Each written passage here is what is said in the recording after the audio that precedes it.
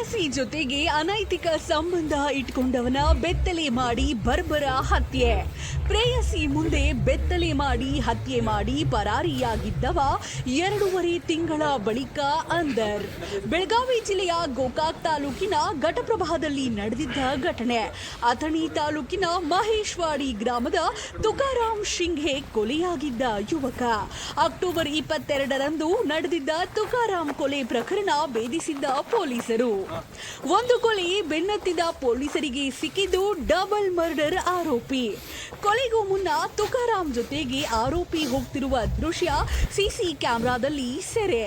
ಆರಂಭದಲ್ಲಿ ಮೃತ ಯುವಕನ ಗುರುತು ಸಿಗದಿದ್ದಾಗ ಫಿಂಗರ್ ಪ್ರಿಂಟ್ ಪಡೆದು ಮರಣೋತ್ತರ ಪರೀಕ್ಷೆಗೆ ಮೃತದೇಹ ರವಾನೆ. ಆತನ ಕೈಯಲ್ಲಿದ್ದ ಟ್ಯಾಟೂ ಮತ್ತು ಫಿಂಗರ್ ಪ್ರಿಂಟ್ ಮೇಲೆ ಗುರುತು ಪತ್ತೆ ಹಚ್ಚಿದ್ದ ಪೊಲೀಸರು. ರೈಲ್ವೆ ನಿಲ್ದಾಣದಲ್ಲಿ ಬಾಟಲ್ ಆರಿಸುವ ಕೆಲಸ ಮಾಡಿಕೊಂಡಿದ್ದ ತುಕಾರಾಮ್ ರೈಲ್ವೆ ನಿಲ್ದಾಣದಲ್ಲಿ ನಡೆದ ಹಲವು ಕಳ್ಳತನ ಪ್ರಕರಣದಲ್ಲೂ ಆರೋಪಿಯಾಗಿದ್ದ ತುಕಾರಾಮ್. ಚಿಕ್ಕೋಡಿ ಪಟ್ಟಣದ ನಿವಾಸಿ ಪ್ರದೀಪ್ ನಾಯಕ ಕೊಲೆ ಆರೋಪಿ ಬಂಧನ. ಪತ್ತೆಯಾಗುತ್ತದೆ. ಕೂಡಲೇ ಘಟಪ್ರಭಾ ಪೊಲೀಸ್ ಠಾಣೆಯ ಅಧಿಕಾರಿ PI ಮುಲ್ಲಾ ಮತ್ತು ಅವರ ತಂಡ ಸಿಬ್ಬಂದಿ ವರ್ಗ ಘಟನಾ ಸ್ಥಳಕ್ಕೆ ಭೇಟಿ ನೀಡ್ತಾರೆ. ಆ ಮೃತನ ದೇಹ ಪೂರ್ತಿ ನೆಕೆಡ್ ಸ್ಥಿತಿಯಲ್ಲಿ, ಅಂದರೆ ಪೂರ್ತಿ ಬತ್ತಲೆ ಆ ಸ್ಥಿತಿಯಲ್ಲಿ ಮತ್ತು ಅವನಿಗೆ ಬಲವಾದ ಒಂದು ದೊಡ್ಡ ಕಲ್ಲಿನಿಂದ ಜಜ್ಜಿ ಕೊಲೆ ಮಾಡಿದ ಸ್ಥಿತಿಯಲ್ಲಿ ಅದು ಪತ್ತೆ ಆಗ್ತದೆ. ನಮಗೂ ಮಾಹಿತಿ ನೀಡ್ತಾರೆ. ಶವವನ್ನು ಯಾರ್ದು ಅಂತ ಗೊತ್ತಾಗೋದಿಲ್ಲ. ಮತ್ತು ಸುತ್ತಮುತ್ತ ಅವನ ಮೇಲೆ ಯಾವುದೇ ಬಟ್ಟೆ ಬರೆಗಳು ಯಾವುದೂ ಇರೋದಿಲ್ಲ. ಅಂತ್ಯಕ್ರಿಯೆಗೆ ಇದಕ್ಕೆ ಪೋಸ್ಟ್ ಮಾರ್ಟಮ್ಗೆ ಎಲ್ಲ ಪ್ರೊಸೀಜರ್ ಫಾಲೋ ಮಾಡಿಕೊಂಡು ಠಾಣೆಯಲ್ಲಿ ಪ್ರಕರಣ ದಾಖಲು ಮಾಡಿಕೊಂಡು ಆ ರೈಲ್ವೆ ಹಳಿ ಪಕ್ಕದಲ್ಲೇ ಇದ್ದ ಜಮೀನ್ದಾರ ಒಬ್ಬರದ ಅಪರಿಚಿತ ಅವರ ವ್ಯಕ್ತಿಯದು ಫಿರ್ಯಾದಿ ಮೇಲೆ ಠಾಣೆ ಗುನ್ನೆ ನಂಬರ್ 195/2025 ಕೊಲೆ ಮತ್ತು ಕೊಲೆಯನ್ನು ಮುಚ್ಚಿ ಹಾಕಲಿಕ್ಕೆ ಪ್ರಯತ್ನ ಮಾಡಿದಂಥ ಕಲಂಗಳಲ್ಲಿ ಪ್ರಕರಣ ದಾಖಲಿಸಿಕೊಂಡು ತನಿಖೆ ಕೈಗೊಳ್ತಾರೆ. ಅವಾಗ ನಾವು ಮುಲ್ಲಾ ಅವರಿಗೆ ಒಂದು ಸಲಹೆ ನೀಡ್ತೇನೆ ನಾನೇ.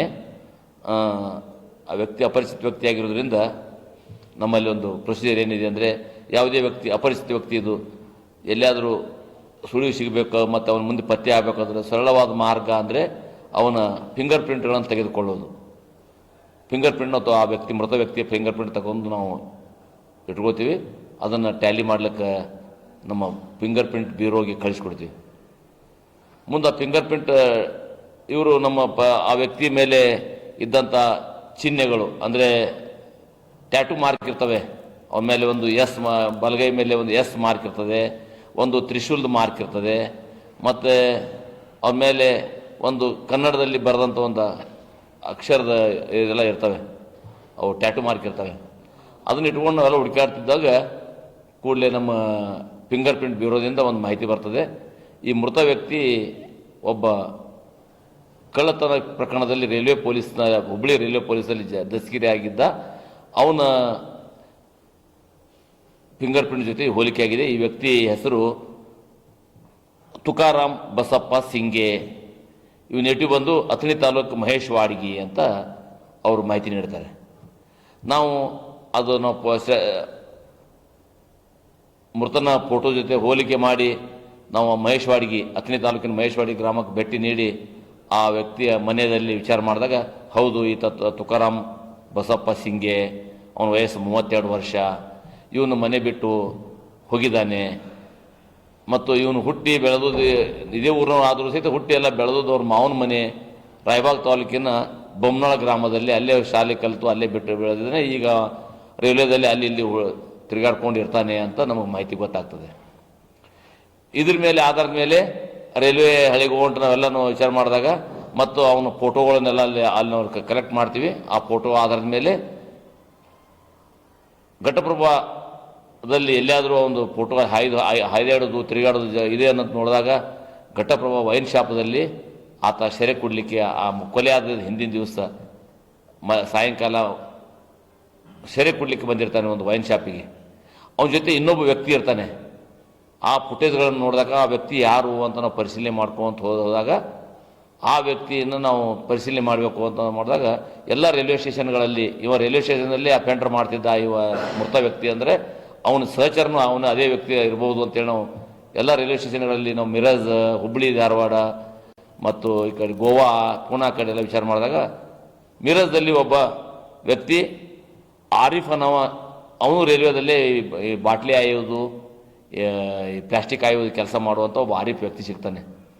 ಅವನಿಗೆ ಈ ಫೋಟೋ ತೋರಿಸಿದಾಗ ಇವನ ಹೆಸರು, ಈ ವ್ಯಕ್ತಿ ಇವನ ಜೊತೆ ಇದ್ದ ವ್ಯಕ್ತಿ ಹೆಸರು Pradeep alias Santosh son of Babu Naik ಅಂತ ಗೊತ್ತಾಗ್ತದೆ. ಇವನು ಇಲ್ಲೇ ರೈಲ್ವೇದಲ್ಲಿ ಇವನು ಪ್ಲಾಸ್ಟಿಕ್ ಹಾಯ್ಕೊಂತ ತಿರುಗಾಡ್ಕೊಂತಿರ್ತಾನೆ. ಇವನ ಜೊತೆ ಒಬ್ಬ ಹೆಣ್ಮಗಳು ಇರ್ತಾಳೆ. ಒಬ್ಬ ಹೆಣ್ಮಗಳ ಜೊತೆ ಇವನು ಸಹವಾಸ ಮಾಡಿದ್ದಾನೆ. ಅವಳು ಹೆಸರು ಅಶ್ವಿನಿ ವಾಘ್ಮೋರೆ ಅನ್ನೋಳು. ಮತ್ತು ಅವನು ಕೂಡಿ ಒಟ್ಟಿಗೆ ಇರ್ತಾರೆ ಯಾವಾಗಲೂ. ನಾನು ನೋಡಿದ್ದೀನಿ ಇವನಿಗೆ ಅಂತ ಅವನು ಆರಿಫ್ ಅನ್ನೋನು ನಮಗೆ ಮಿರಜ್ದಲ್ಲಿ ಹೇಳ್ತಾನೆ.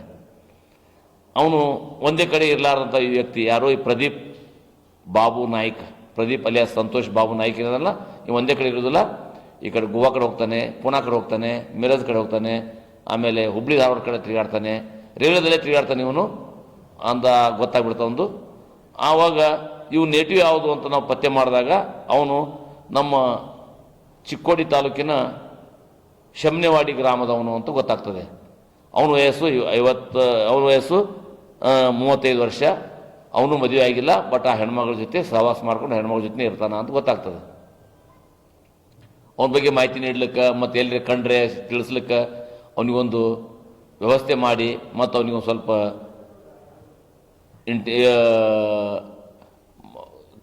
ಅವನಿಗೆ ಮಾಹಿತಿ ನೀಡ್ಲಿಕ್ಕೆ ನಾವು ಕೇಳ್ಕೊಂಡಾಗ ಆಯಿತು, ನಾನು ಏನಾರು ಬಂದರೆ ನಾನು ಮಾಹಿತಿ ಕೊಡ್ತೀನಿ, ಅವನು ಇದ್ದರೆ ಮಾಹಿತಿ ಕೊಡ್ತೀನಿ ಅಂಥೇಳಿ ನಮಗೊಂದು ವಾದ ಮಾಡ್ತಾನೆ. ಆ ವಾದದಿಂದ ಅವನು ಒಂದು ದಿವಸ ಫೈನ್ ಡೇ ಪೂನಾದ ಹತ್ತಿರ ನೀರಾ ಅನ್ನುವ ರೈಲ್ವೆ ಸ್ಟೇಷನ್ನಲ್ಲಿ ಇವನು ಕಾಣ್ತಾನೆ. ಯಾಕಂದ್ರೆ ಈ ಆರಿಫ್ನು ರೈಲ್ವೆದಲ್ಲಿ ಅಡ್ಡಾಡ್ಕೊತಿರೋದ್ರಿಂದ ಅವನಿಗೆ ಕ್ಲಿಯರ್ ಗೊತ್ತಾಗ್ತದೆ ಇವನು ಇಲ್ಲಿ ಬಂದಿದ್ದಾನೆ ಸರ್ ಅಂತ ಇವ್ನು ಮಾಹಿತಿ ಕೊಡ್ತಾನೆ.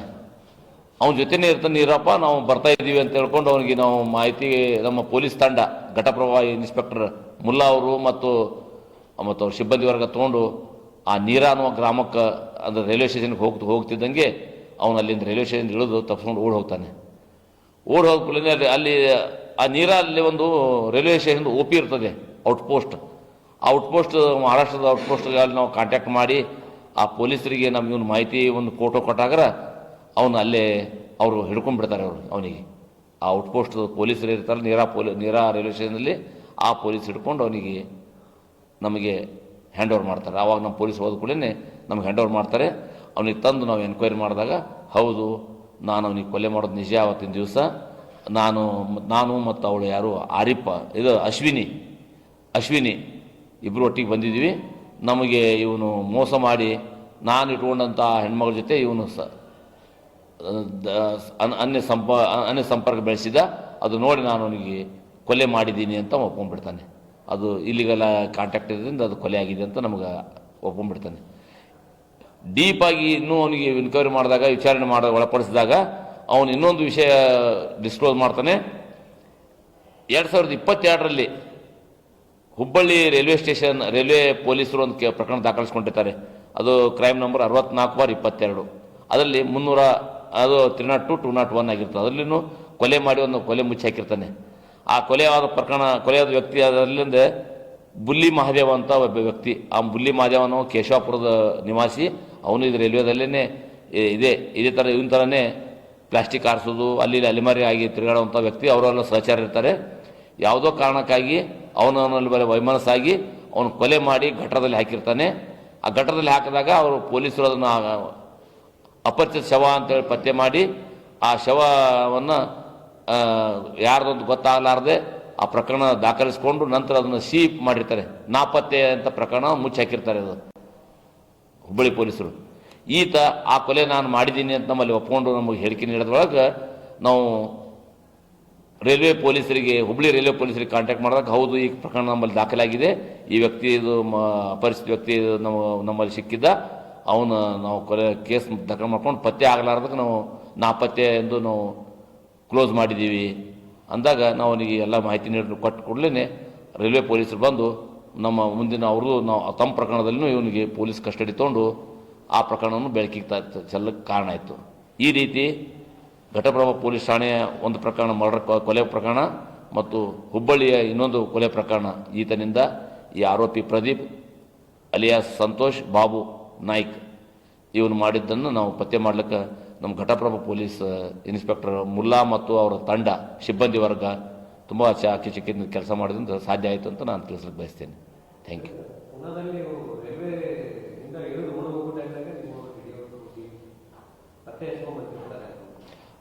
ನಾನು ಹೇಳಿದ್ನಲ್ಲ, ನಮ್ಮವರು ಹೋಗ್ತಾ ಇದ್ರು ಪತ್ತೆ ಮಾಡಲಿಕ್ಕೆ, ಬಟ್ ಅಲ್ಲಿದು ಪೊಲೀಸ್ ಸಹಾಯನೂ ಮಾಡಿದ್ದಾರೆ. ನಮ್ಮ ಸಹಾಯ ಅವರು ನೀರಾ ಪೊಲೀಸ್ ಸ್ಟೇಷನಲ್ಲಿ ಓಪನ್ ಇರ್ತಲ್ಲ, ಆ ಪೊಲೀಸರು ಸಹಾಯ ತೊಗೊಂಡು ಒಟ್ಟಿಗೆ ಅವರು ಹಿಡ್ಲಿಕ್ಕೆ ಸಹಾಯ ಮಾಡಿದ್ದಾರೆ. ಇಲ್ಲ, ಹೆಣ್ಮಗಳಲ್ಲಿ ಏನು ಪಾತ್ರ ಇಲ್ಲ, ಅವಳು ಸಾಕ್ಷಿ ಮಾಡಿದ್ದೀವಿ. ಯಾಕಂದರೆ ಅವಳು ನಮಗೆ ಈ ನಿರ್ಜನವಾದ ಪ್ರದೇಶದಲ್ಲಿ ಆಗಿರೋದ್ರಿಂದ ಸಾಕ್ಷಿಗಳು ಭಾಳ ಇಂಪಾರ್ಟೆಂಟ್. ನಾವು ಕೊಲೆ ಪ್ರಕರಣದಲ್ಲಿ ಭೇದಿಸೋದು ಅಷ್ಟೇ ಮುಖ್ಯನೋ, ನ್ಯಾಯಾಲಯಕ್ಕೆ ಸಾಕ್ಷಿ ಹೇಳಬೇಕಲ್ಲ. ಹಾಗಾಗಿ ಅವಳೊಂದು ಸಾಕ್ಷಿ ಬಲವಾದ ಸಾಕ್ಷಿ, ಪ್ರತ್ಯಕ್ಷ ಸಾಕ್ಷಿ ಆಗ್ತಾಳೆ ಮತ್ತು ನ್ಯಾಯಾಧೀಶರ ಮುಂದೆ ಹಾಜರುಪಡಿಸಿ ಅವಳಿದ್ದಳಲ್ಲ, ಘಟನೆ ಆದ ಸಂದರ್ಭ ಅವಳಿದ್ದಳು. ಹಾಗಾಗಿ ಅವಳನ್ನ ಬಲವಾದ ಸಾಕ್ಷಿ ಅಂತ ನಾವು ಪರಿಗಣಿಸಿ ನ್ಯಾಯಾಲಯಕ್ಕೆ ಅವಳ 164ದಲ್ಲಿ ಅವಳು ದಾಖಲೆ ಹೇಳಿಕೆಯನ್ನು ನ್ಯಾಯಾಧೀಶರ ಮುಂದೆ ದಾಖಲಿಸಿದ್ದೀವಿ. ಅದು ನಮ್ಮ ಬಲವಾದ ಸಾಕ್ಷಿ ಆಗಿದೆ. ಯಾವುದೇ ಸುಳಿವು ಸಿಗಬಾರ್ದು ಮತ್ತು ಇದರಿಂದ ಮತ್ತೆ ಬೇಗ ಪೊಲೀಸ್ ಪತ್ತೆ ಮಾಡ್ಬೋದು ಅನ್ನೋ ಲೆಕ್ಕದಲ್ಲಿ ಅವ್ನು ಪೂರ್ತಿ ಅವ್ನ ಬಟ್ಟೆ ಬರಿ ಎಲ್ಲ ಒಯ್ದು ಆ ಕಡೆ ಎಲ್ಲೋ ನೀರಲ್ಲಿ ಒಗೆದಿದ್ದ, ಅದನ್ನು ನಾವು ಇವನು ಪತ್ತೆ ಏನು ದಸ್ತಗಿರಿ ಮಾಡಿದಾಗ ಎಲ್ಲಿ ಒಗೆದಿದ್ದ ಅದನ್ನು ಹೇಳ್ದ. ಮತ್ತು ಅವನಿಗೆ ಕಲ್ಲು ಎತ್ತಿ ಹಾಕಿದಲ್ಲ, ಆ ಕಲ್ಲು ಎತ್ತಿ ಹಾಕಿದ ಕಲ್ಲನ್ನು ತೋರಿಸ್ದ. ಅವನವೆಲ್ಲ ವಶಪಡಿಸ್ಕೊಂಡು ನಾವು FSL ಕಳಿಸಿ ವೈಜ್ಞಾನಿಕ ತನಿಖೆಗೆ ನಮಗೆ ಅನುಕೂಲ ಆಯಿತು. ಅದು ಇಲ್ಲ, ಮುಖಕ್ಕೆ ಸುಡೋಕ್ಕೆ ಪ್ರಯತ್ನ ಇಲ್ಲ, ಮುಖ ಗುರುತಾಗ್ತಿತ್ತು. ಅದರಿಂದ ನಮಗೆ ಮುಖ್ಯವಾಗಿ ಅವನು ಪತ್ತೆ ಆಗ್ಲಿಕ್ಕೆ ಕಾರಣ ಅಂದರೆ ಆ ಫಿಂಗರ್ ಪ್ರಿಂಟ್ ತೊಗೊಂಡಿದ್ದೀವಲ್ಲ, ಅವನು MOB ಆಗಿದ್ದ. ಹಳೆ ಎಂತ ಕೇಸ್ನಾಗ ಅವೆಲ್ಲ ರೈಲ್ವೆದಾಗ ಅಲ್ಲಿ ಸಿಕ್ಕಾಕೊಂಡು ಮಾಡಿರ್ತಾರಲ್ಲ ಆಗಿದ್ದ. ಮತ್ತು ಈ ಆರೋಪಿನೂ ನಮಗೆ ಇವನು ಒಬ್ಬ MOBನೇ ಇದ್ದ. ನಿಪ್ಪಾಣಿ ಪೊಲೀಸ್ ಠಾಣೆಯಲ್ಲಿ ಇವನು MOB ಇದ್ದಾನೆ. ಯಾರು? ಪ್ರದೀಪ್ ಸಂತೋಷ್ ಬಾಬು ನಾಯ್ಕ್, ಇವನು MOBನೇ. ಅವನು ಕಳ್ಳತನ ಕೇಸದಲ್ಲಿ ಈ ನಮ್ಮಲ್ಲಿ ಫಿಂಗರ್ ಪ್ರಿಂಟ್ ನಾವು ಯಾವುದೇ ಕಳ್ಳತನ ಪ್ರಕರಣದಲ್ಲಿ ದಸ್ತಗಿರಿ ಮಾಡಿದೆವು ಅಂದ್ರೆ ಅವ್ರದ್ದು ನಾವು ಫಿಂಗರ್ ಪ್ರಿಂಟ್ ನಾವು ಕಲೆಕ್ಟ್ ಮಾಡಿರ್ತೀವಿ. ಮತ್ತೆ ಮುಂದೆ ಎಲ್ಲಿಯಾದರೂ ದಸ್ತಗಿರಿ ಆದಾಗ ಅವ್ರದ್ದು ಅದು ಟ್ಯಾಲಿ ಮಾಡ್ಲಿಕ್ಕೆ ಅನುಕೂಲ ಆಗ್ತದೆ ಅಂತೇಳಿ ನಾವು ನಾವು ಅಪರಿಚಿತ ಶವಗಳದ್ದು ನಾವು ಪತ್ತೆ ಮಾಡ್ಲಿಕ್ಕೆ ನಮ್ಗೆ ಅನುಕೂಲ ಆಯಿತು. Cheapest method of the investigation ಇದು ಪತ್ತೆ ಮಾಡುವಂಥ ಸಾಧನ. ಪತ್ತೆ ಆಯಿತು, ಎರಡು ಪ್ರಕರಣದಲ್ಲಿ ನಮ್ಗೆ ಅನುಕೂಲ ಆಯ್ತು. ಅದು 22ರಲ್ಲಿ ಆಗಿತ್ತು. ಅದು 2022ರಲ್ಲಿ ಪ್ರಕರಣ ಆಗಿತ್ತು. ಹುಬ್ಬಳ್ಳಿ ರೈಲ್ವೆ ಪೊಲೀಸ್ ಸ್ಟೇಷನ್ದಲ್ಲಿ ಪ್ರಕರಣ ದಾಖಲಾಗಿ ಅದು ಪತ್ತೆ ಆಗದೆ ಅದು ನಾಪತ್ತೆ ಅಂತ ಅವರು ಮುಗಿಸಿಬಿಟ್ಟಿದ್ರು. ಅದು ನಾಪತ್ತೆ ಆಗಿತ್ತು. ಇದರಿಂದ ಮತ್ತೆ ಅದು ಪತ್ತೆಯಾಗಿ ಮತ್ತೆ ಪ್ರಕರಣ ಓಪನ್ ಆಯ್ತು. Thank you.